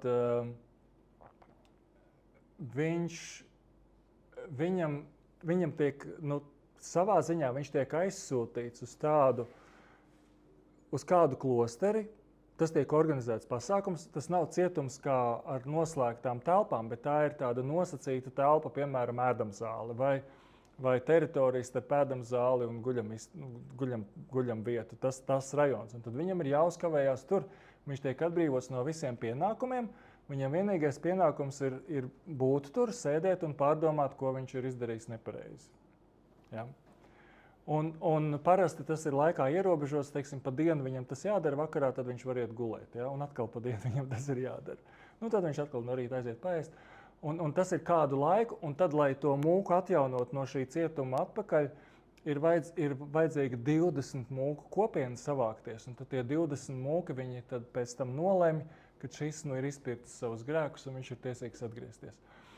Un kas ir interesanti, tas ir savā ziņā sava veida retrīts vai sava veida atbrīvošanās no visiem pienākumiem. Un ļoti daudz mūku ļoti labprātīgi iet šajā mūku cietumā. Vēl jau vairāk, ka tur ir iespēja aizbraukt, jo mazi klosterīši to nevar uztaisīt. Ja? Tur vajag tos 20 mūkus, kas izceļ laukā no tā status. Ja? Līdz ar to tikai īpašās vietās, līdz ar to klosteri kooperējās, lai varētu šito te izdarīt. Ja? Un tad sanāk, tu vari aizceļot uz citu klosteru un padzīvoties tur. Ļoti daudz izmanto šo te. Paši piesakās, ka man vajadzētu tur un tā. Tad ir daži noteikumi, kas ir neskaidri, kur ir, piemēram, mūks ar sievieti bijis vienā telpā, liecinieku nav, un tad nevar zināt, vai tur ir sodāma lieta vai nav sodāmas lietas. Tad 30 noteikumu atzīšanās radošana, tas ir, piemēram, mūkam drīkst būt 2 drēbju kārtas. Ja? Ja viņam uzdāvina 3, tad viņam 10 dienu laikā ir viena no tām 3 ir jādod tālāk. Ja viņš to nav izdarījis, tad viņš ir pārkāpis vienu no šiem 30 noteikumiem, tad viņam vajag paziņot to pārējiem mūkiem, tad viņi izdomā, ko darīt ar šo te, un tad tas tiek atrisināts. Piemēram, mūks nedrīkst atteikties no sava ziedojuma trauka, ja viņam ir mazāk kā 9 robi. Ja ir vairāk kā 9, tad viņš drīkst meklēt jaunu ziedojumu trauku. Ja, ja ir 8 robi, tad viņam jālieto vecais. Nu, tāda ir viens no tiem 227 noteikumiem. Ļoti daudz. Tad ir... Es aizmirsu par šitiem. Mēs principā visiem viņiem runājām, bet daudz mēs vienkārši tā paskatījāmies un tā amizanti un jocīgi un tā. Tad 75 bija mācības, un no tām 30 ir par ēdienu, par to, kā mūks ēd. Nu, piemēram, ka mūks nekož neko. Ja ir kaut kāds lielāks gabals, tad netiek kosts, tad tas tiek nolausts vai nokniepts un tikts maziņš gabaliņš likts mutē. Viena no lietām ir tas, ka mūks apēd visu to, kas viņam ir. Tas nav tā, ka viņš ieliek vairāk un atstāja kaut ko neapēstu. Tas noteikums ir teiks tā, ka ja tajā bļodā, ar kuru izmazgā, tajā ūdenī, ar kuru izmazgā bļodu, ir kaut gabaliņš rīs, tad tas ir pārkāpums. Jo sanāk, kas cilvēks ir noziedojis un mūks to izmet laukā. Tas nekam nedara. Ja. Mūkam to vajag apēst. Ja. Ja tas ir... Viena no lietām ir, ka jā, par to ēšanu, tur ir smieklīgi noteikumi. Es atvainojos, ka es saku smieklīgi, ja, bet, piemēram, vai pēcpusdienā mūks drīkst ēst banānu vai meloni? Nē, nedrīkst, tāpēc, ka viņi jākoš, bet sablendrēt un izdzert drīkst. Jā. Tā kā, tāda visādi. Kā lūdzu? Pēcpusdienā es nedrīkst. Saku, pēcpusdienā es nedrīkst, dzert drīkst. Tu to meloni sablenderē, un tad tu viņu izdzer. To drīkst. Tas nav ēdiens, tas ir dzēriens. Tad, ja? Ēdiens ir tas, kas jākoš. Ja? Tas nav ēdiens. Un pēdējie 7 ir noteikumi, tas ir pa lēmumu pieņemšanu, tad kādā veidā tad, kad ir tie konflikti, tad kādā veidā tas tiek atrisināts. Šie, jā. Par šo nelielu ieskats. Par lēmumu pieņemšanu? Jā, kaut kāds galvas. Nē, es nezinu viņus visus tik labi, bet tur ir tā, ka tur ir tā ideja tāda, ka vai ja cilvēks atzīstās vai viņš neatzīstās, jā, tad ja viņš atzīstās, tad vai viņš atzīstās tajā brīdī, kad tiek nolemts, ka viņš tiek tur reizēm kaut kas notiek lēmumu pieņemšana ar balsošanu, kad balso ar vairākumu. Tur tāda lieta aprakstīts, tāda, savā ziņā tādas procedurālas lietas. Kaut kas tāds. Tad par ziedojumiem. Ja, mūki pārtiek no ziedojumiem. Vispār. Viss cauri, visu laiku. Tas ir viss, ja, ziedojumi. Ziedojumi tā ziedojuma lieta bija vairākos formātos. Pirmais bija tas, ka uzreiz pēc ordinācijas, kad tur bija tas galds un tie cilvēki gaidīja, tad nākošais cilvēki nāk ziedot uz klosteru. Un tad tas ir pasākums, kur cilvēki, mūks principā ir interesanti. Mūki pārtiek no ziedojumiem, bet mūki nekad neprasa ziedojumus. Un mūki nesaka paldies par ziedojumiem. Tas ir ziedojums, mūks. Tad, kad es to dzirdēju pagājušajā gadā pirmo reizi, tad man tas bija šoks, bet principā mūks dod cilvēkam iespēju ziedot. Jo tajā brīdī, kad cilvēks ziedot tajā kultūrā un citās kultūrās, viņš dabū sev pozitīvos karmas punktus, un mūks nodrošina viņam šo iespēju ziedot. Un tāpēc mūks nelūdz, un mūks nesaka paldies. Un tā ziedošana, viens no formātiem, kā notiek ziedošana, tas ir tad, kad notiek ziedošanas pasākums, cilvēki ar lietām sabrauc uz klosteri, un tur tad tiek sariktēti galdi un rindas un viss pārējais, un kā šitais tas izskatās. Ja cilvēki ar kastēm, un te jūs redzat zobabirsta, mazgāšanas līdzekļus, skušanās, putas, ziepes, viss pārējais, ja šampūni, viss kaut kas cilvēki to visu ir sapirkuši, viņi atved uz klosteri, un mūki iet garām, un cilvēki liek iekšā mūku traukos šīs lietas. Un tā atšķirība, tā vizuāla atšķirība. Pastieties, ja mūks stāv kājās un cilvēks ir uz ceļiem, ar ko tā atšķirība no ubaga? Ubags ir uz ceļiem un garām gājējs stāv kājās, ja? Un viņš ieliek tam ubagam. Un šitien ir otrādāk. Ubags lūdz, mūks nelūdz. Ja? Un tā ir tā, lai arī no vienas puses tas ir tas nu, tāda interesanti, tas tāds bišķiņ tāds kultūras šoks un tās smadzenes apgriezt uz otru pusi, ja? Ka tas notiek pavisam citādāk. Ka cilvēki ir pateicīgi par to, ka ir iespēja ziedot. Šitā tas izskatās. Mūki kājās stāvot iet cauri cilvēkiem, un cilvēki tās savas kastes ir salikuši, un tad viņi vienam mūkam, otram mūkam, trešam. Un jūs redzat, tās bļodas nav baigi lielās, ja? Tad tur ir asistenti, kas skraida aiz muguras, un tikko mūkam tā bļoda ir pilna, tā viņi ar maisiem visu paņem un liek tur kastēs vai grozos un tā. Bet tas ir tāds akts, tāds simbolisks notikums. Pēc tam nākošais mēs gājām uz ciemiem. Reāli tur, kur vietējie iedzīvotāji dzīvo, un tas bija pasākums agri no rīta, basām kājām. Šeit man ir bildes tikai no tās pirmās reizes, kad mēs visi 21 gājām, un vēl skolotājs mums bija pa priekšu, un tad mēs visi 21 gājām. Mēs tur bijām kādās 10 mājās, un tajās 10 mājās ir parasti vietējie iedzīvotāji, tantiņas un onkulīši.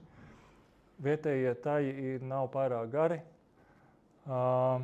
Šeit gan mēs negājām vecākuma secībā, bet mēs gājām auguma secībā. Īsākais bija pa priekšu un garākais bija aiz muguras. Es biju otrs garākais, ja, no visiem cilvēkiem. Un šeit ir, tur ziedoja visu ko. Tur ziedoja banānus, tur ziedoja rīsus, tur ziedoja paštaisītu ēdienu. Tur arī bija roltonu pakas, arī bija minerālu ūdens pudeles, arī bija viss kaut kas. Un šitais bija tā kā mums mācību pasākums. Tie ciemā zināja, ka mēs būsim 20, līdz ar to viņi bija sagatavojuši 20 porcijas. Bet normāli ikdienā šis klosters atrodas pa vidu starp vairākiem ciemiem, un tie mūki iet pa 3 vai 4 uz ciemu vienu reizi nedēļā. Un cilvēki zina, kad mūki būs tajā dienā.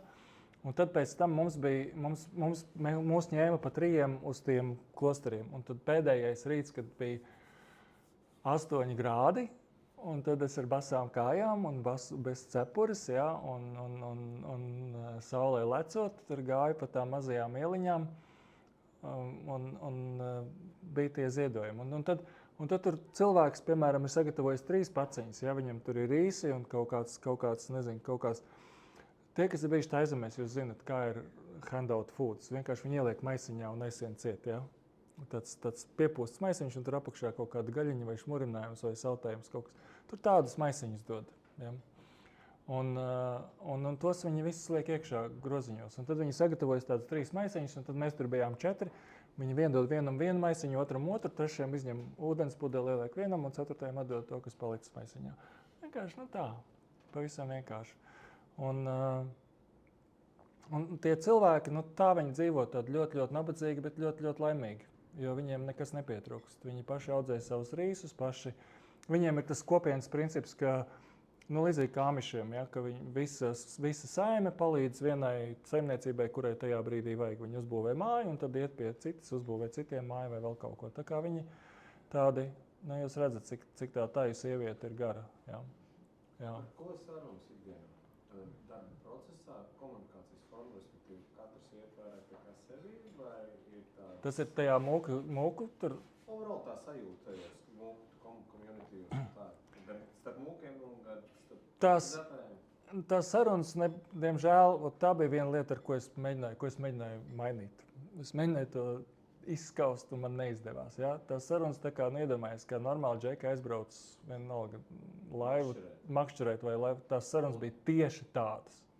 Kurš ir bijis, kurš ir redzējis, kur brauks pēc tam, kādu mūziku, kur...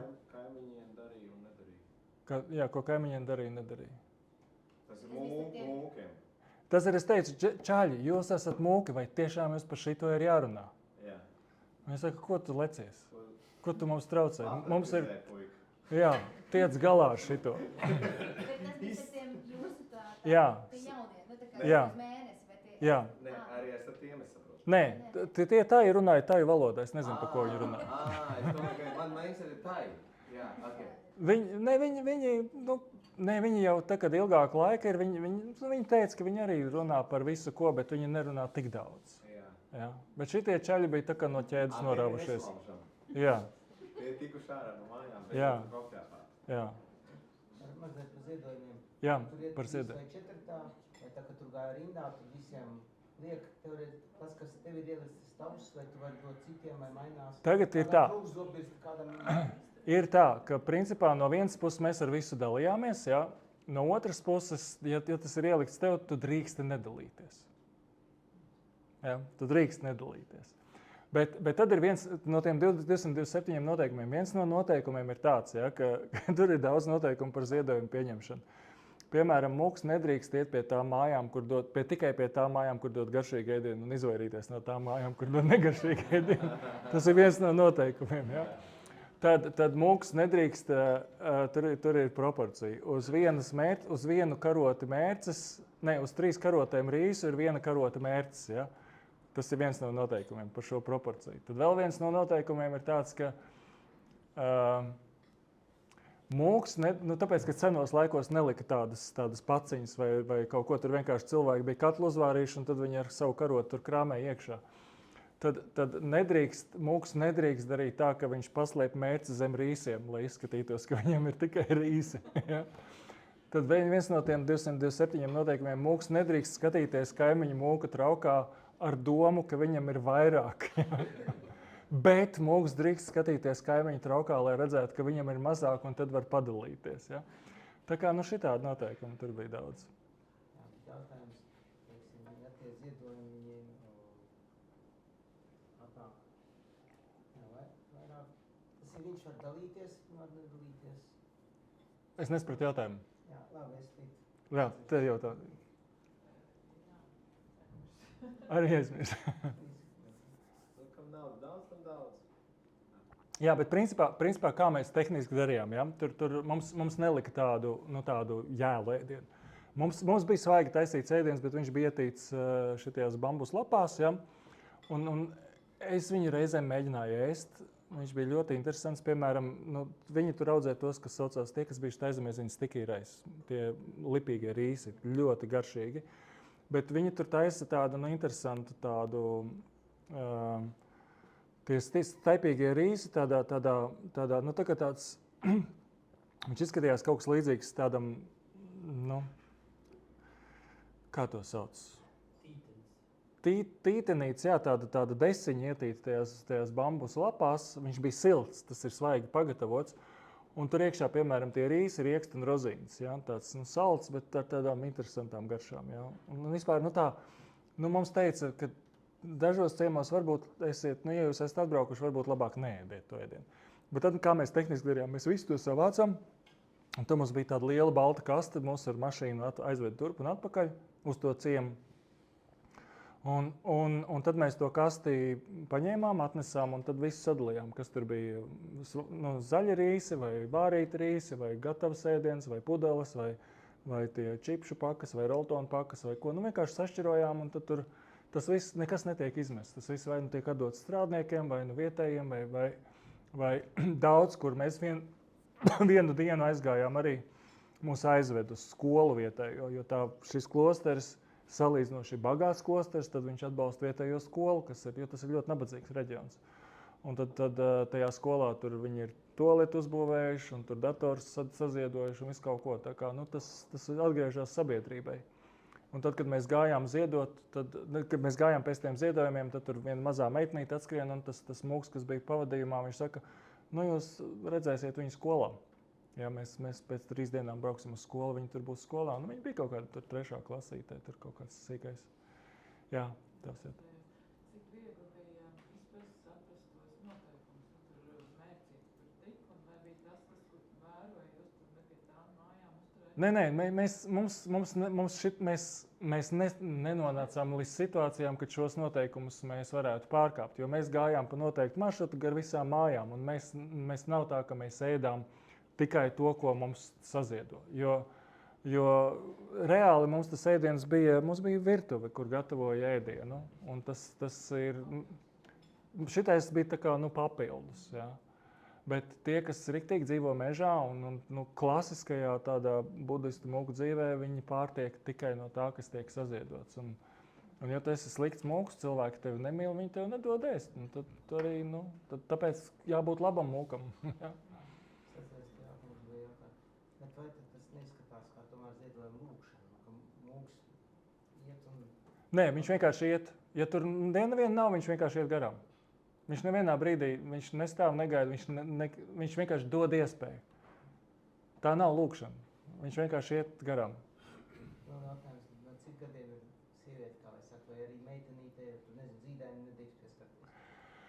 Tur bija viens ļoti sarežģīta situācija. Mums viens skolotājs, viens no mūsu vecajiem skolotājiem mūkiem, viņš teica, ka viņam ir sarežģīta situācija, un tā sarežģītā situācija tāda, ka viņam atbrauc no Amerikas dēls vai meita, neatceros, ar mazmeitu. Un viņš tagad gribēja braukt viņai pretī uz lidostu.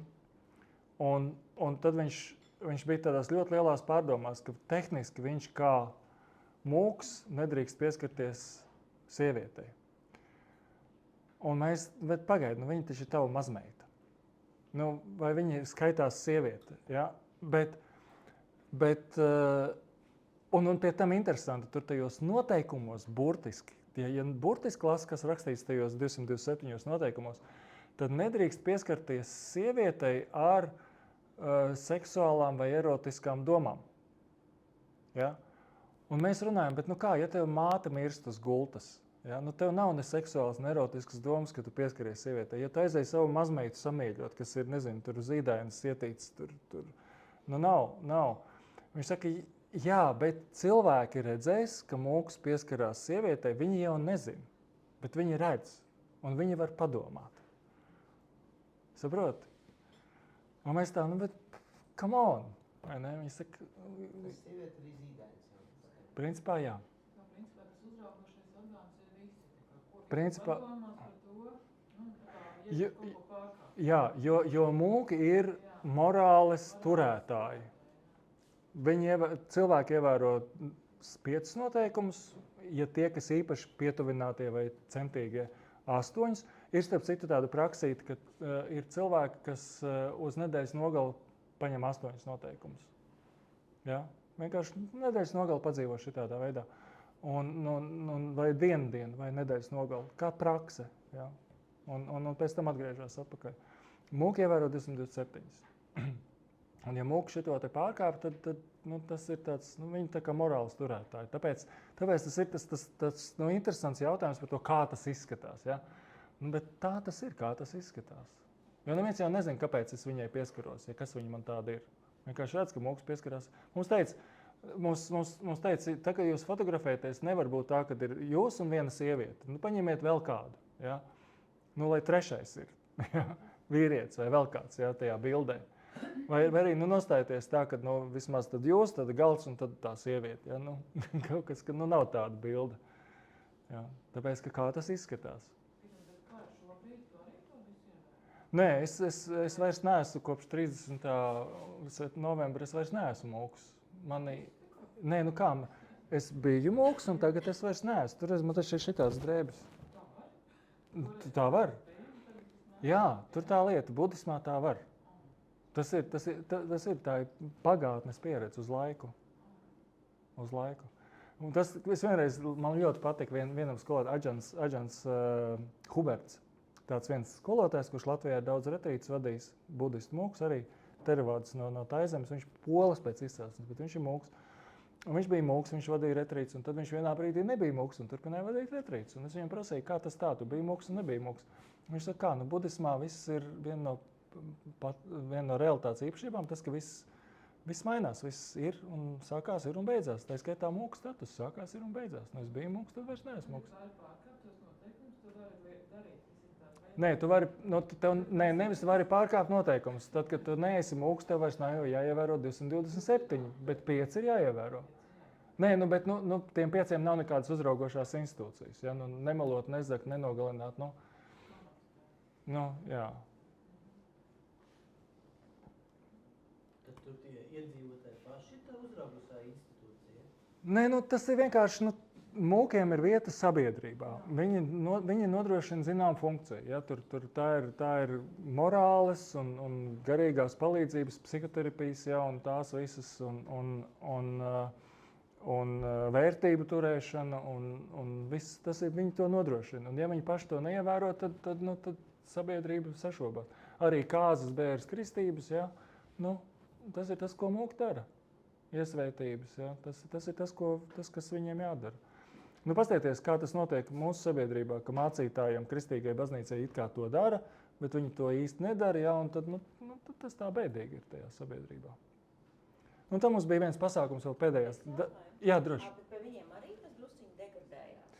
Jā. Tie mūki to ir tā kā atšķēdījuši un vairs nav tik, vai ne, tāds piemērs, un tad arī tā sabiedrība attiecīgi ir uz leju. Protams, tur Taizemē ļoti daudz alkohola lietošanas. Taizemē ir prostitūcija, zeļ un plaukst, ja? Un visi ladyboys un visi pārējie. Ja? Tur narkotikas tur mierīgi var Bankokā, es nebiju tajos rajonos, ja, bet tu vari just, kad viņas mierīgi var dabūt kā pasaules lielpilsētā. Ja. Tā kā, protams, tur arī viss kaut kas notiek. Un ir tā, ka tas visā pasaulē, tas reliģiskās visas institūcijas, viņas tā kā zaudē savu aktualitāti. Bet vienalga tā pieredze bija interesanta un vērtīga. Es nevienā brīdī. Tas nav perfekti tīri un 100%, ja, bet vienkārši es to ideju stāstu. Jā, tev jautājums. Jautājums precizēs par to mūku statusu. Ja tu pēc izvēles vēlētos turpināt dzīvot, arī kā mūku uzvedībā un visā arī pēc tā mēneša, vai tu varētu to darīt arī cik? Es varētu palikt tur. Man bija iespēja palikt klosterī. Ja man nebūtu sieva, bērni un vecāki, tad es labprāt. Ja. Redzi, tagad ir nākošā lieta. Pirmos 5 gadus es skaitos jaunais mūks. Jaunos mūkus vienus pašus pasaulē nelaiž. Kāpēc? Tāpēc, ka viņi nemāk uzvesties. Tāpēc, ka gadās visādas situācijas. Piemēram, jautājums, kādā veidā tad mūks var iepirkties veikalā. Ja, teiksim, atbrauc uz Latviju. Latvijā kā es varu pārtikt, ja es mūkam jāpārtiek no ziedojumiem, ja man neviens neziedo? Tad ko? Vai ne? Tas ir sarežģīti. Tur mums bija divas situācijas, kad vienreiz viens puisis bija kaut kādu, viņš gāja basām kājām, viņš uzkāpa uz kaut kādas, viņam tur sasturtoja tulzna apakšā. Viņam gaidīja, ka pāries, nepārgāja, vajadzēja vest uz slimnīcu pie māsiņām. Tur vienkārši tulzna, nekas liels. Bet vienalga vecais mūks brauc līdzi, tāpēc, ka tu nezini, kā te uzvesties ar cilvēkiem. Jo it sevišķi mums kā ārzemniekiem, jo sabiedrībā pret mūkiem ir noteiktas gaidas, ja? Ko viņi drīkst, ko viņi dara, ko viņi nedara, kā viņi rīkojas, kā viņi nerīkojas. Mēs kā ārzemnieki to galīgi nezinām. Mēs kā jaunie mūki to nezinām, vai ne? Līdz ar to mūs viens pašs nelaiž. Vienam čalim beidzās tur vīza, un tad vajadzēja braukt viņam to vīzu pagarināt. Viņš teica ļoti interesanta pieredze. Pirmkārt, mūki visur iet bez rindas, ja? Teiksim, mums ir autobusu sabiedriskajā transportā, ir grūtniecēm, invalīdiem un kam, tad tur ir vēl viens status un mūkiem. Ja? Lidostā, Taizemes lidostā VIP pieejas ir biznesa klasei un mūkiem. Biznesa klase diplomāti un mūki, viņi iet bez rindas visur. Ja? Tā kā, tas ir, mēs gājām uz kaut kādu tur klosterī, kaut kādas tur alas. Mums nav jāmaksā ieejas nauda un viss kaut kas, tad visādas privilēģijas. Viņi tur gāja kārtotos dokumentus, tur sēž cilvēki rindā, viņi ierauga mūks un nāciet šeit lūdzu, uzreiz jums visu izdara, jā, tur viss. Bet tas pavadošais tam mūsējam, tam amerikānim teica, tu atsteņas lejā, rociņš šitā un vienkārši ne pa labi, ne pa kreisi. Tā kā 5 gadus jaunie mūki vieni paši nekur neklijo.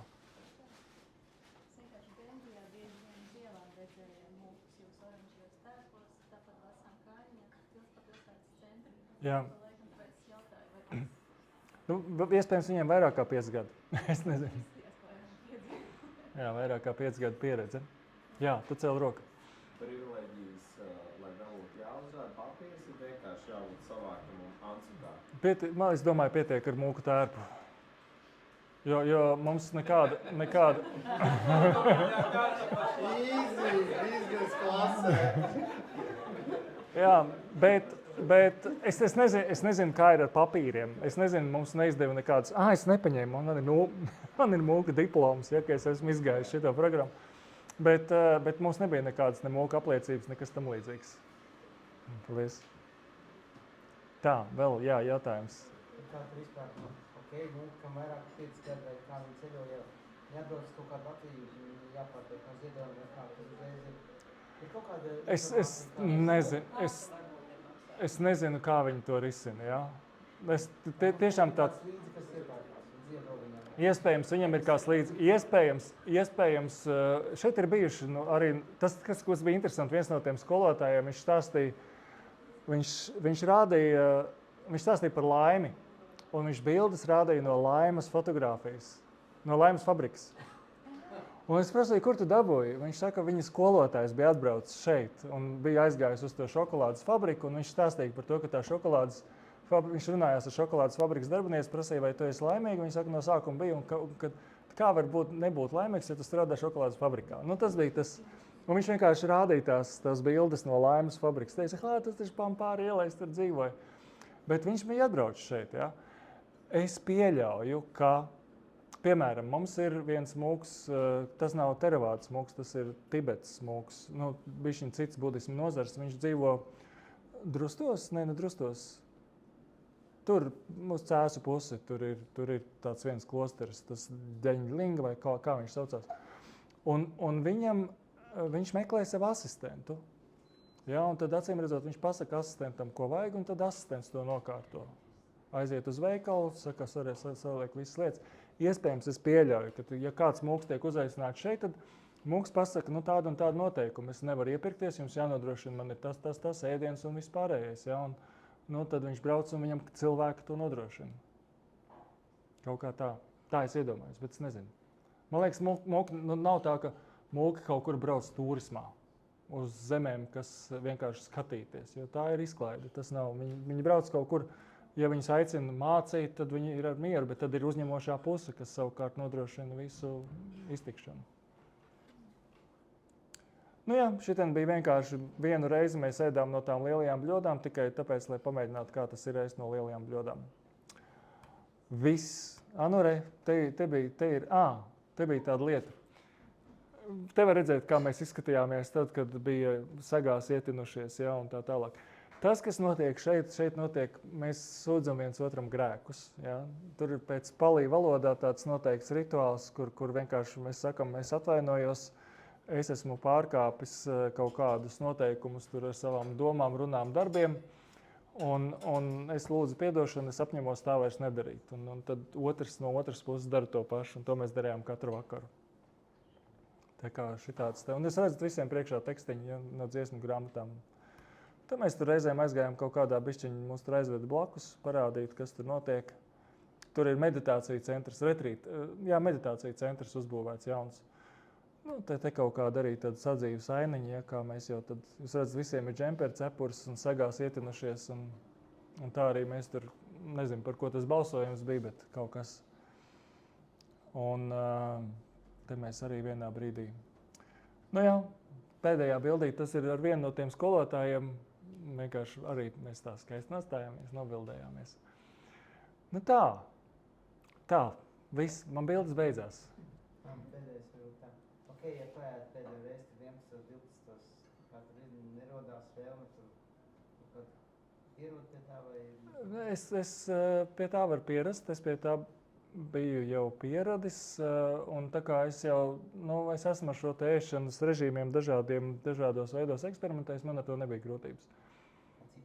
Citiem bija dažādi. Jā, tur vairāk vai skaļāk vai klusāk, tur cepumiņi vai čipši vai vēl kaut kas tur. Ja tur stāvēja uz tādu plauktu, tur viss bija.